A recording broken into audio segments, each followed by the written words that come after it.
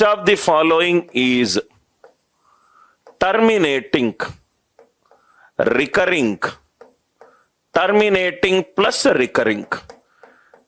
ఇది చాలా under estimate చేస్తారు ఈ టాపిక్ ని. ఏదో బార్లు కనుక్కొని అంతే అని అంటారు, 10 నిమిషాలు టైం స్పెండ్ చేస్తారు. ఇది మీకు అర్థం కాకపోతే డిఐ ఎలా చేస్తారు సార్ మీరు? రైట్, అన్ని ఆప్షన్స్ తోటి డైరెక్ట్ గా పెద్ద పెద్ద క్యాలిక్యులేషన్స్ చేస్తారు. Which of the following is terminating, recurring, terminating plus recurring. Terminating అంటే డాట్ తర్వాత ఆగిపోవడం, ఆ డిజిట్ మళ్ళీ రిపీట్ అవ్వట్లేదు.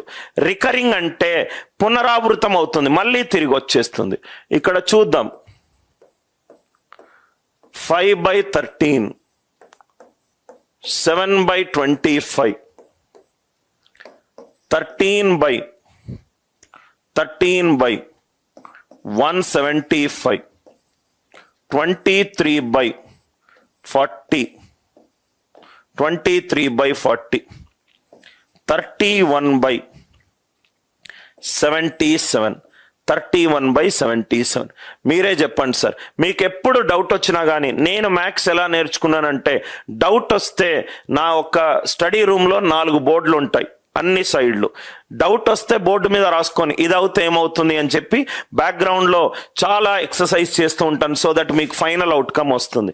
5/13, 7/25, 13/175, 23/40, 31/77. ఈ 5 ప్రాబ్లంలు నగేష్ అండ్ సౌపర్ణిక మీ ఇద్దరి కోసం వేశాను, చాలా జాగ్రత్తగా చూడండి. 13 ఈ ఎగ్జాంపుల్ చూడండి. డినామినేటర్ 2 వచ్చినా 5 వచ్చినా 2 into 5 వచ్చినా ఆన్సర్ టెర్మినేటింగ్. ఇది కాకుండా ఏ ప్రైమ్ నంబర్ వచ్చినా రికరింగ్. కాబట్టి ఆన్సర్ ఏమవుతుంది? Recurring or repeating. మళ్ళీ డాట్ తర్వాత ఒక గ్రూప్ డిజిట్లు రిపీట్ అవుతాయి. 13, 25, 2 వచ్చినా 5 వచ్చినా 2 into 5 వచ్చినా టర్మినేటింగ్. దీనికి ఆన్సర్ మీరు సాల్వ్ చేస్తే టర్మినేటింగ్ వస్తుంది. దీనికి మీరు సాల్వ్ చేస్తే టర్మినేటింగ్ వస్తుంది. 13/175 అంటే ఇది 5² into 7, ఇది 5² into 7. 175 is 25 into 7. Denominator only 5 only 2 వస్తే అది టర్మినేటింగ్. 7 వచ్చింది కాబట్టి ఇది రికరింగ్. ఆన్సర్ కాంబినేషన్లో ఎంత ఉండాలి? Terminating plus recurring. చాలా ఈజీ, అర్థమవుతాయి. 40 ఏమో 2³ into 5.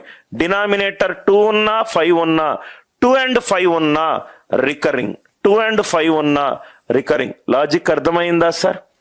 31/77, 777 అంటే 7 అయినా 11 అయినా. 7 అనేది 2 power 5 power కాదు, 11 కూడా 2 power 5 power కాదు. ఆన్సర్ ఎంత? రికరింగ్. లాజిక్ అర్థమవుతే, అన్ని ప్రాబ్లంలకు అర్థమవుతే, తక్కువ మనకు డిఐ ప్రాబ్లంలో ఫ్రాక్షన్ కనబడ్డది అని అంటే పనికి మాలిన క్యాల్కులేషన్ చెయ్యము. డినామినేటర్ వైపు చూస్తాము, 2 ఉన్నది 5 ఉన్నది. ఆన్సర్లో ఎక్కడ రికరింగ్ ఉంటే పీకేస్తాము. 2 లేదు 5 లేదు, ఆన్సర్లో టర్మినేటింగ్ ఉంటే పీకేస్తాము. 2 ఉన్నది ప్లస్ అదర్ దాన్ 2 and 5 ఉన్నది, ఆన్సర్లో టర్మినేటింగ్ రికరింగ్ ఉంటే చేసేస్తాము. I hope it is clear. So ఈ 4th one అనేది టర్మినేటింగ్. నేను ఇక్కడ రికరింగ్ అని రాశాను, 2 and 5.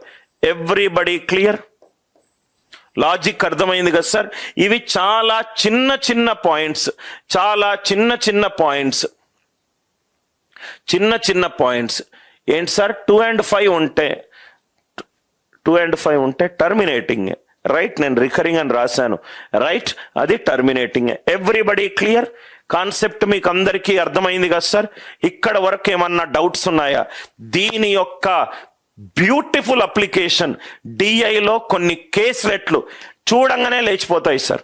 ఆన్సర్ వాడు గనక మనలాగా స్మార్ట్గా ఆలోచించి ఈ కాన్సెప్ట్ రాకుండా ఆన్సర్ ఇస్తే వాడు ప్రాబ్లంలో ఇరికినట్టే. అర్థమైంది కదా సార్? ఇది first point.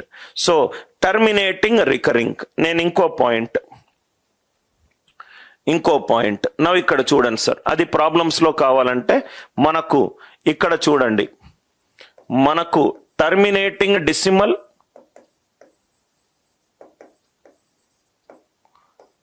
Recurring decimal, terminating decimal, recurring decimal, ఈ రెండు మనకి ఎప్పుడు వచ్చాయి సార్? ఒక నంబరు p/q ఫామ్లో ఉన్నప్పుడు వచ్చాయి. p/q ఫామ్లో ఉన్నప్పుడు వచ్చాయి. ఎప్పుడు వచ్చింది ఇది? p అండ్ q ఇంటీజర్స్ వేసుకున్నప్పుడు, p అండ్ q ఇంటీజర్స్ వేసుకున్నప్పుడు, q నాట్ ఈక్వల్ టు 0 కానప్పుడు. ఈ రెండు కాని నంబర్నే నేను నాన్ టర్మినేటింగ్, అంటే డాట్ తర్వాత రిపీట్ లేదు, non terminating, non recurring,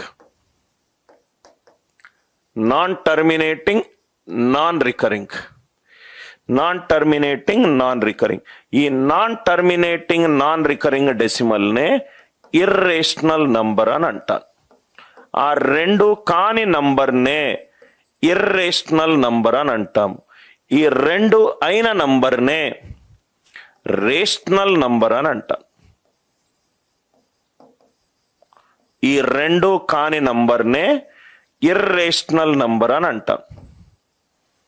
irrational number అంటే సపోజ్ గా √3, తవిట్ నాయుడు క్వశ్చన్ అడిగాడు. √3ని నేను √3/1 గా రాసుకోవచ్చు, √3/1 గా రాసుకోవచ్చు.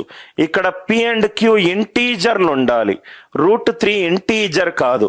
సో కాబట్టి ఇది ఇర్రేషనల్, అంటే ఇది 1.732 అండ్ సో ఆన్. ఒక డిజిట్ రిపీట్ అవ్వట్లేదు, రైట్?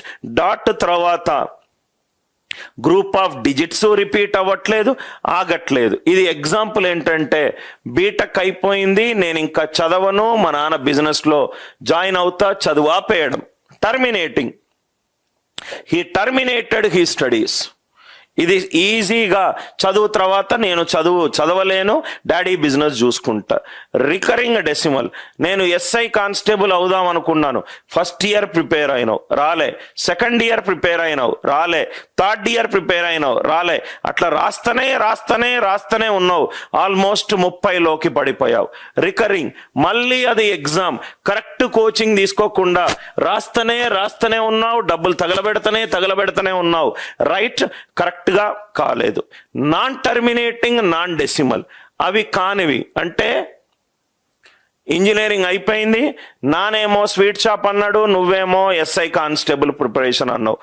కొన్ని రోజులు జాయిన్ అయినవు, కొన్ని రోజులు బాగా చదివినవు, దాని తర్వాత మూడు పోయింది, నాన్న తిట్టిండు, షాప్లో కూర్చున్నావు. మళ్ళీ 3 నెలలకు ఫ్రెండ్స్ గాళ్ళు ప్రిపేర్ అవుతున్నారు, మళ్ళీ 3 షిఫ్ట్ అయిపోయింది, ఇటు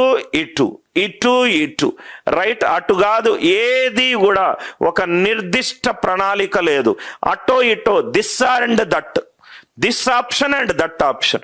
అప్పుడప్పుడేమో ప్రిపేర్ అవుతున్నావు, అప్పుడప్పుడేమో బిజినెస్ చేద్దాం అనుకుంటున్నావు. You are a confused soul. ఏది కూడా చాలా క్రిస్టల్ గా క్లారిటీ లేదు నీకు, రైట్? అది non terminating, non recurring. Pi అనేది 22/7 కి ఈక్వల్ కాదు సార్.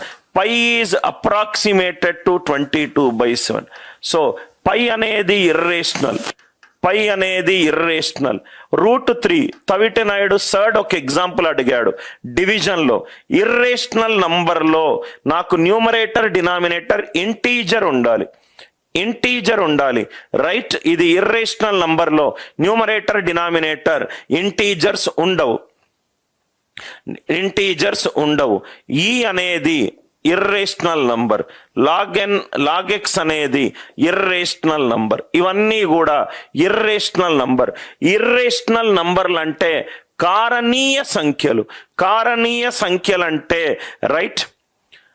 p/q ఫామ్లో లేనివి, p అండ్ q ఇంటీజర్స్. ఇది కానిది ఏదైనా ఉంటే ఈ బుట్టలో వేసేస్తా. టర్మినేట్ అవ్వట్లేదు, డాట్ తర్వాత డిజిట్లు, రైట్?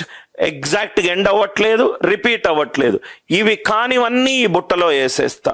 ఇర్రేషనల్ నంబర్, ఇవి కానివన్నీ ఈ బుట్టలో వేసేస్తా. Non terminating, non recurring. Idea క్లియరా సార్? ప్రాబ్లం సాల్వ్ చేద్దామా? ఇప్పటి వరకు టర్మినేటింగ్ అంటే అర్థమైంది కదా, రికరింగ్ అంటే అర్థమైంది కదా. టర్మినేటింగ్ ప్లస్ రికరింగ్ కాంబినేషన్ ఎప్పుడు వస్తుందో అర్థమైంది కదా. Are you all with me? Shall we solve the problems? Foundation గురించే ఆల్మోస్ట్ ఒక గంటన్నర డిస్కస్ చేస్తాను సార్. మీకు ఫౌండేషన్ స్ట్రాంగ్ ఉంటే క్వశ్చన్ ఇస్తే భయపడరు. అనిల్ సార్ అయితే ఈ ప్రాబ్లం సాల్వ్ ఎలా చేస్తాడు, ప్రాబ్లం చదవమన్నాడు, ప్రాబ్లంలో రూట్ ప్రాబ్లమ్స్ని అండర్లైన్ చేయమన్నాడు, రైట్. కొన్ని రోజులు మీరు క్లాస్ అంటే నేను ఎలా అయితే యాప్టిట్యూడ్ చూస్తున్నానో మీరు అదే యాంగిల్లో చూస్తారు సార్.